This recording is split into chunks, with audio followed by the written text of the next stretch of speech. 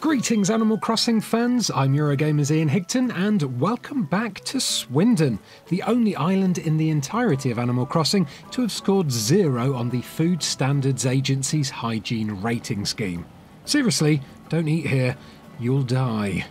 Anyway, sticking with the food theme, this week's list feature is all about the tastiest villages in Animal Crossing New Horizons. And no, I'm not suggesting you actually eat any of the cute critters on this list. This is merely a collection of my favourite food-inspired villages in the game.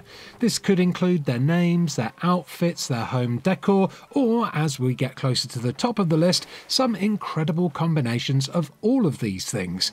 So, with all that said and done, let's get on with the show and count down the top 13 tastiest villages in Animal Crossing New Horizons, starting from number 13.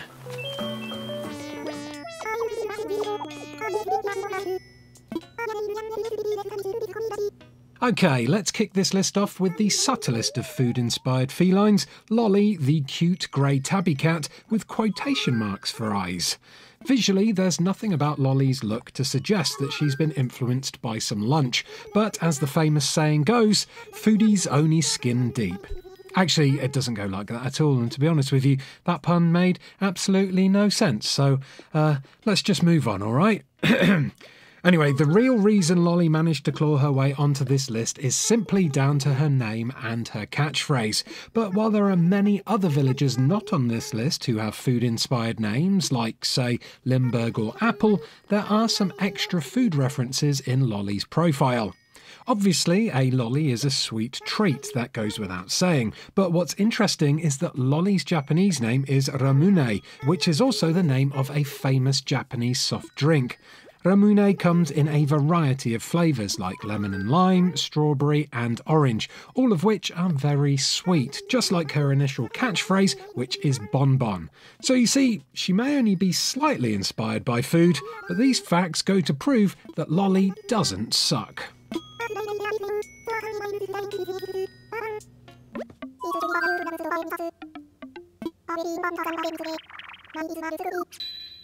Marshall the squirrel is a tiny little marshmallow matey who, despite his grumpy face, is actually a proper sweetheart. Again, visually, there's not a huge amount going on here to show that Marshall is inspired by food, but the delicate stripes on his soft, fluffy tail are reminiscent of the pattern found in marshmallow swirls. His colourings are also marshmallow-inspired, especially those rosy red cheeks, which are a classic shade of marshmallow pink, and in order to accentuate his mellow sweetness, you'll also find a jar of sugar sat centre stage in Marshall's kitchen-themed house. Finally, what about Marshall's previously mentioned grumpy face? Now, his little cranky chops may not seem that sweet at first glance, and in fact, some people might think he comes across as quite rude and standoffish. But me, I don't believe that at all. In fact, I just think he's being a tad melodramatic.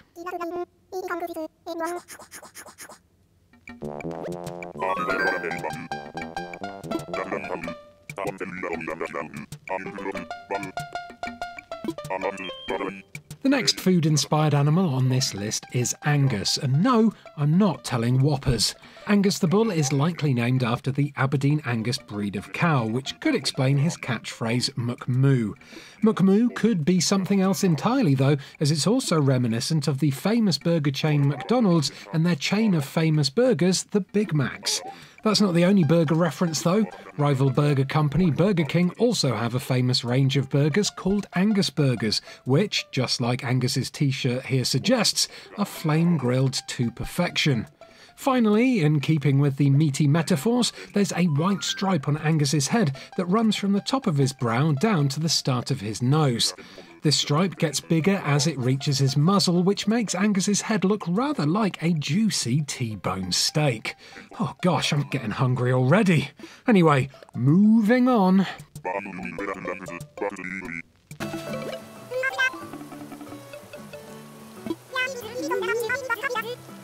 The first thing you'll notice about Nibbles, other than the distinctive turquoise and yellow colourings of her coat, is her mouth-watering watermelon shirt, which, like the fruit it's inspired by, is bound to be cool and refreshing on a hot summer's day.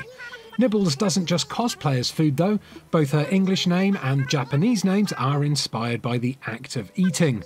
Nibbles speaks for itself, of course, but her Japanese name, Gari Gari, may need a bit more of an explanation. You see, in Japan, Gari Gari is not only a famous brand of delicious Japanese popsicles, but it's also used as an onomatopoeic sound effect for a harsh chewing sound in some Japanese mangas. So, while some people may think I've bitten off more than I can chew by including Nibbles on this list, I'm more than happy to have her here because I think she's one in a melon.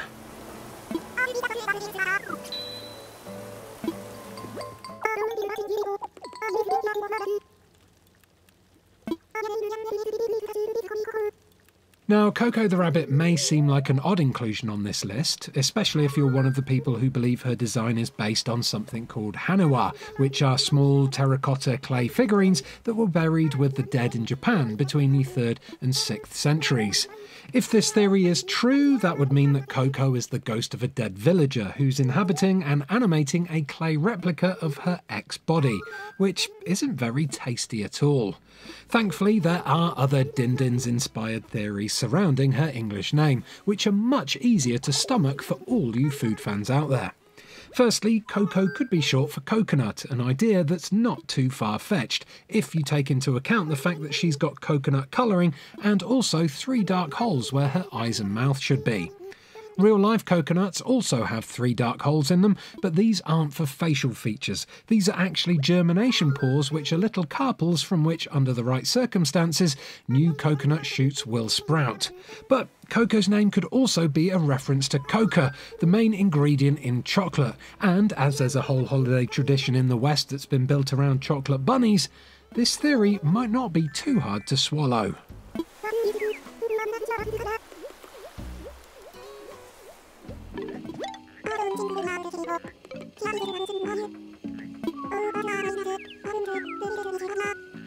There's no shortage of food-inspired squirrels in Animal Crossing New Horizons, as demonstrated by our next entry on this list, Mint, whose name is obviously a reference to her mint green fur.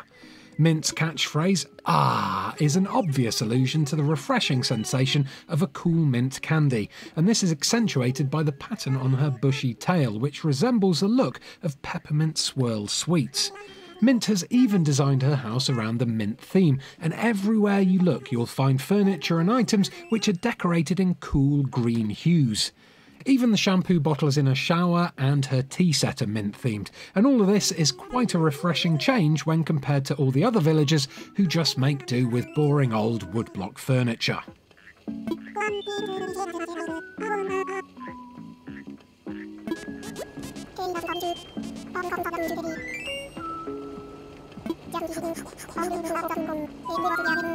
Mice are well known for being cheese lovers, so it should come as no surprise that Cheddar the mouse here is fondue of this delightful dairy food. Cheddar's dark yellow and orange spotted fur mimics the look of cheese perfectly, although you might want to think twice about it before you take a bite from him. If that mouldy green nose is anything to go by, he's been left out of the fridge for far too long.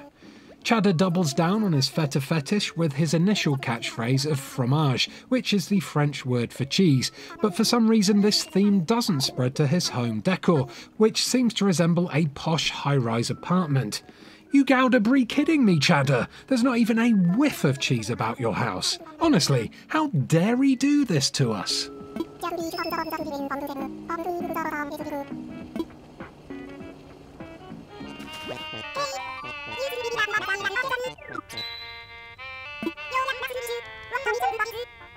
Don't worry everyone, this next entry isn't suffering from sunburn. She's meant to be this red, so say hello to Ketchup, the cute peppy duck that's named after tomato sauce. Now, it's pretty plain to see what foodstuff Ketchup is inspired by, as her head is basically a big tomato, albeit one with a beak. In fact, even her green hair is inspired by the pointy leaves of the tomato plant, which just adds authenticity to her appearance. House-wise though, there's not a huge amount of furniture in here that accentuates her saucy look, but, and a squeeze, I could mention the pot of baked beans in tomato sauce that sits atop her table, or the fact that her whole house looks a little bit like an English vegetable garden. Whether you're a fan of tomatoes or not, there's no denying that ketchup is a cutie, and if you don't bottle it when you get the chance to invite her to your village, you'll relish having her on your island.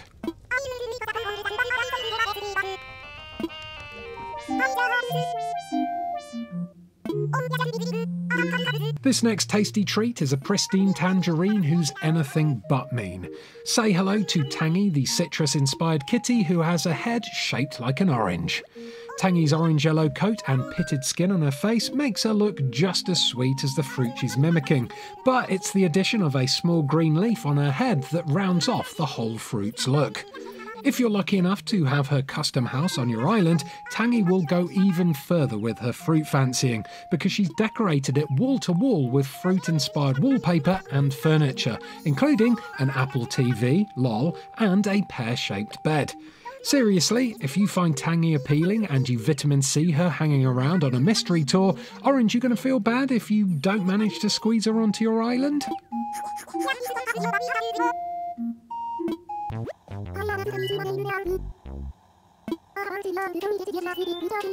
You've heard about a sweet tooth, but what about a sweet horn?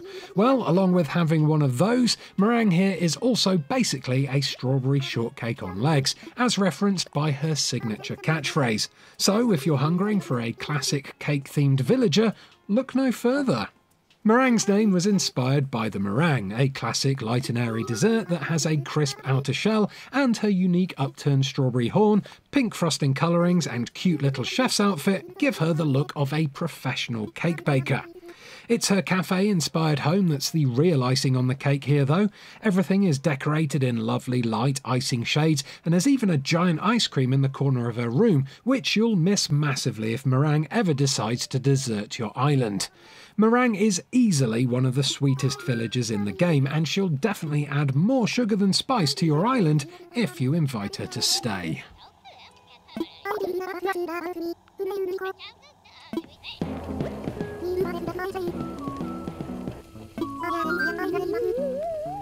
When it comes to food-inspired villagers, Tia here might not be to everyone's tastes, but I think she's tea-rific.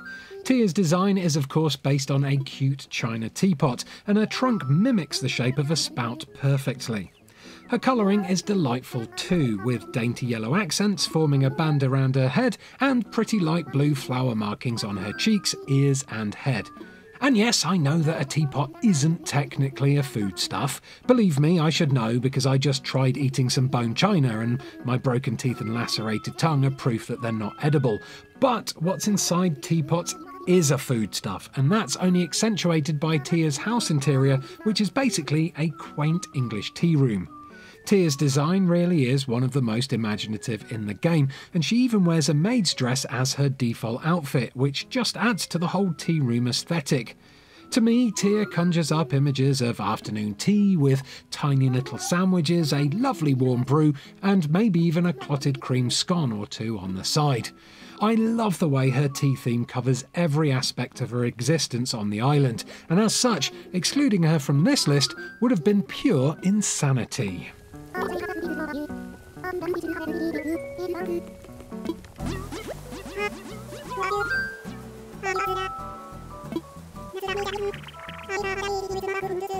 One of the very best food-inspired villagers in the game has to be Zucker here, whose entire look here is based on the famous Japanese seafood snack takoyaki. In takoyaki, minced octopus bits are wrapped in a dough ball and then fried, which to be honest with you, seems like a bit of a weird thing for an octopus to be dressing up as, but who am I to judge? Anyway, that stick you can see hanging out the back of his head there represents the bamboo toothpick that you traditionally eat takoyaki with, while his hair resembles the takoyaki sauce that is normally drizzled all over the top of the treats. Oh, and those green freckle things on his cheeks? As well as mimicking the takoyaki's powdered seaweed seasonings, they also make Zucker look even more delicious than he already did. So it's a very good job he's not in Swindon right now, because the gang of kids who live in the woods behind the oasis would have gobbled him up ages ago. There's one last cool thing about Zucker though, and that's the interior of his home, which is set up to look like he's an outdoor vendor, complete with multiple food carts and a lovely view of the city. Honestly, outdoor vendors are the perfect place to score some takoyaki in real-life Japan, and you'll be a proper sucker for punishment if you ever go there and miss out on giving them a try.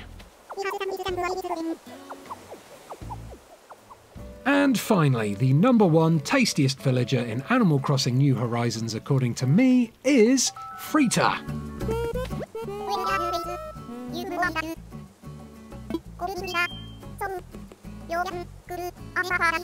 Yep, there's no real twist ending for this list, just a food-inspired villager who I think is a real feast for the eyes. Frita the sheep is a junk food genius with a look inspired by only the fastest of fast foods. She has French fries above her eyes, which sit on a face that looks like a potato. The back of her head is a mountain of well-stacked burgers. Her outfit is a hot dog tank top, and her fleece is made out of only the chunkiest of chippy chips. Even her horns are the colours of ketchup and mustard, and let's not forget about the sesame seed detailing on her back and on the top of her head. If you haven't already guessed, Frita's name is also food-inspired, and it's based on the French name for fries, which is pommes frites. When it comes to food, Frita doesn't stop with her outward appearance though, because the interior of her house is also a fast food paradise, set up to look like the classiest of 1950s fast food diners. Without a doubt, Frita is the #1 villager I'd love to have on my island right now, because not only do I think she looks amazing in every way, but she also loves fast food as much as I do, so she must be a real chip off the old block.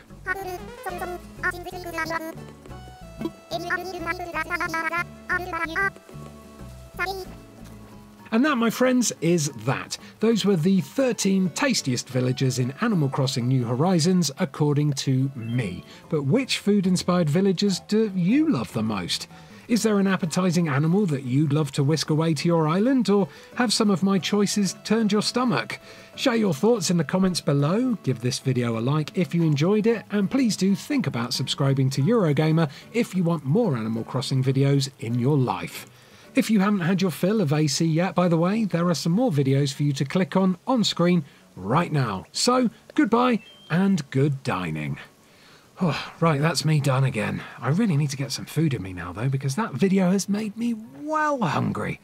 Oh, but where is there any food on this blasted island?